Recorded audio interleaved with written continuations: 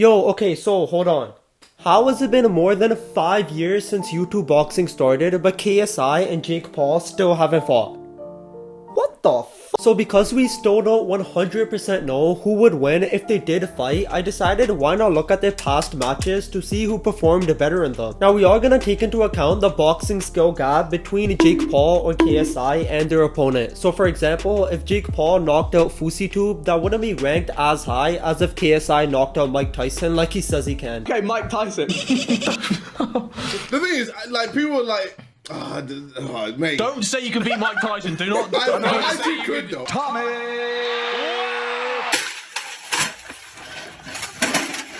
And also, because KSI fought Logan Paul twice and Jake Paul fought Tyron Woodley twice, we're only gonna look at the better performance they had against them just because looking at both of them is gonna get too repetitive. So starting things off at number 15, we have Swarms who fought KSI. Now although KSI did have an amazing performance in this fight, getting 2 knockdowns and ending it in the second round, his opponent was a rapper who took this fight on short notice, probably never ran 10 meters in his life, and had the body of an average American at the weigh-ins.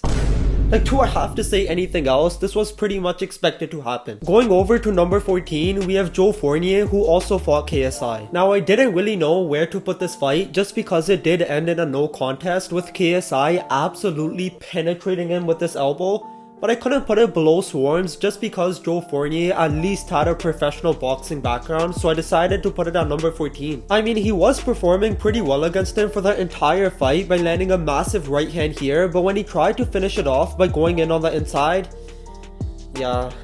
Bro, what the hell? This man got slapped harder than Adam 22's wife on a Saturday afternoon. My man Willie said. Moving on to number 13, we have Nate Robinson who fought Jake Paul. Looking at this fight on paper, Jake actually had all the advantages. I mean, he was 13 years younger, had a 3-inch height advantage, a 6-inch reach advantage, and more boxing experience since he did already fight Deji and Gibb, whereas Nate literally never boxed anyone. So Jake was the clear favorite to win this fight, and he easily did by knocking Nate down 3 times and ending it off in the second round, where we also got to hear the legendary commentary of Snoop Dogg.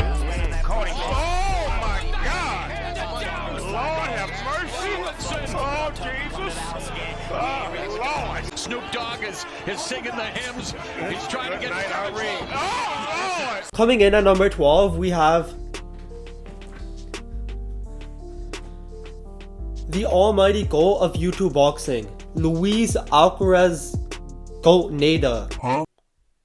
Now although this may have been the worst fight in YouTube boxing history with Pineda spending more time on his knees than his feet, he was at the end of the day the professional boxer that has more experience than most people on this list. But I think it's pretty obvious why KSI's performance isn't higher on this list. I mean, Pineda isn't the greatest boxer we've ever seen, and it shows on his professional record being 2-7 with his last win coming over 6 years ago, but can we even call this a professional boxing fight? Like, the match was probably 30 minutes in length, but we got to see actual boxing for like 17 seconds. So ultimately, KSI was the favorite in this fight, and he did win by knocking Pineda down 85 times and then ending it off in the third round with Pineda being on his knees like usual.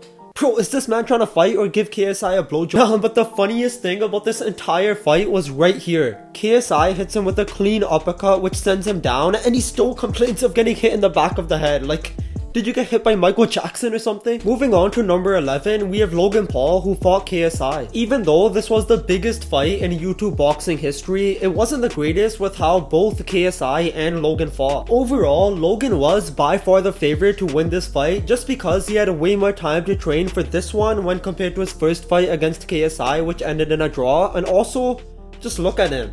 Like, this man looks like an entire buffalo, so the skill gap was pretty big in this fight, which boosts KSI's performance pretty high. And the fight itself was pretty even until the third round when KSI knocked Logan down, which for some reason didn't even count. So other than that knockdown, for the first 5 rounds, KSI didn't really perform that well. It was basically an even fight, but he did turn it up in the last round like he usually does by just going all out and literally chasing Logan to try and punch him. Going over to number 10, we have Tommy Fury who fought Jake Paul. Now I know that Jake lost this fight, but it wasn't like he was supposed to win. I mean, Tommy's been boxing his entire life, whereas Jake started 5 years ago, and even though he pretty convincingly lost, He actually knocked Tommy down. Jake Paul knocked Tommy down. Like, Tommy was like...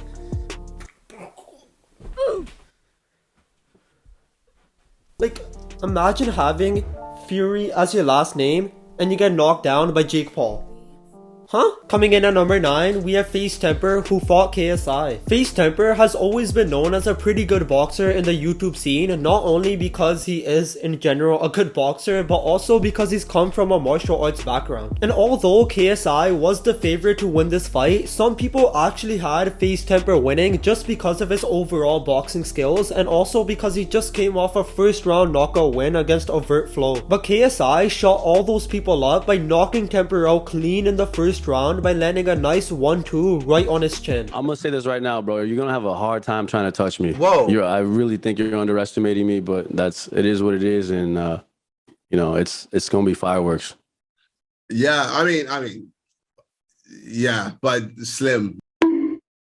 Moving on to number 8, we have Tommy Fury once again, but this time he fought KSI. Now there really isn't a lot to say just because the same points mentioned when he fought Jake apply here, but I do think KSI fought better against Tommy Fury than Jake did, because not only did he hit him with the more significant punches, but he also completely eliminated Tommy's game plan of using his jab by lunging in on the inside and making it scrappy. And before you start shooting at me like it's Call of Duty Black Ops 18, hold your fire. Yes, I know KSI lost by unanimous decision, whereas Jake Paul lost by split decision, but I still 100% think KSI fought a better fight than Jake Paul. Coming in at number 7, we have Deji, who fought Jake Paul. This was both Deji and Jake's first boxing fight, which happened around 5 years ago, so no one can look at their previous matches to predict who would win. But Jake Paul was still the favorite going into this fight since he was posting clips of him training, whereas Deji was posting Fortnite YouTube videos. And Jake did perform really well in this fight, basically winning every single round and then ending it off in the 5th by throwing left and right combinations.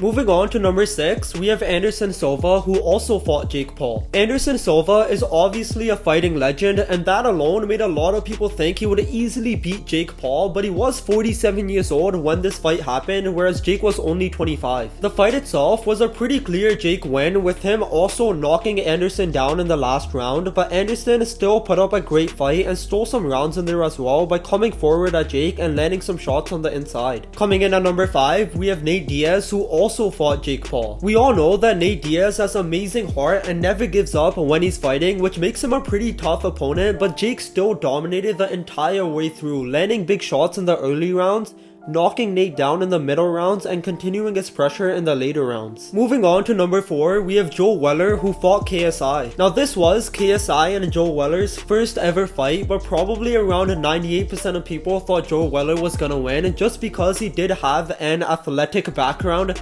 playing football and wrestling, whereas KSI just sat in his room all day playing FIFA. Nonetheless, KSI absolutely destroyed Joe Weller the entire fight, landing big shots and then ending it off in the 4th when the ref decided to stop it. Going over to number 3, we have Ben Askren, who fought Jake Paul. At this time, Jake only had 2 professional matches before this fight and was going up against a 19-2 MMA fighter, which seems pretty scary. So Jake was definitely at a big disadvantage here in terms of overall fighting experience, but the reason why his performance isn't higher on this list is because Ben never boxed anyone before, wasn't really known for his striking ability in the UFC, and he also looked like he was eating McDonald's 5 times a day when he was at the weigh-ins. But nonetheless, Jake Paul put up an amazing performance against Ben, knocking him down in the first round, and we once again got to hear Snoop Dogg's amazing commentary. You think I'm gonna put $2 million on a motherfucking goofball?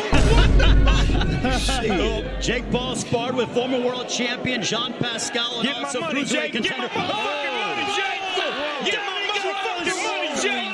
Get my motherfucking money, Jake!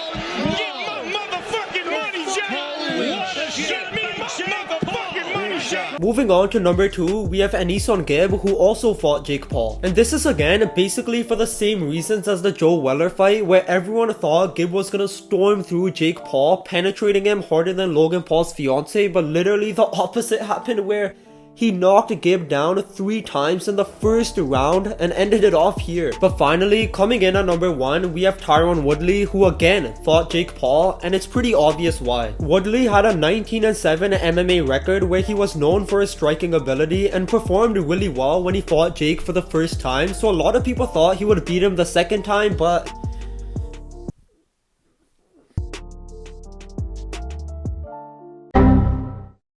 so this is my list. Let me know down below if you agree or would change anything, and make sure to like, subscribe, and hit that notification bell to never miss future videos. Who would you compare your style to? Just to give us an insight onto what we can expect. Are we expecting a Tyson, more of a Foreman, more of a Hagler? You took the words out of my mouth. Matt Tyson was straight. So it's probably Small like him, the weave, very fast. You'll see on the 27th. I ain't got to say too much.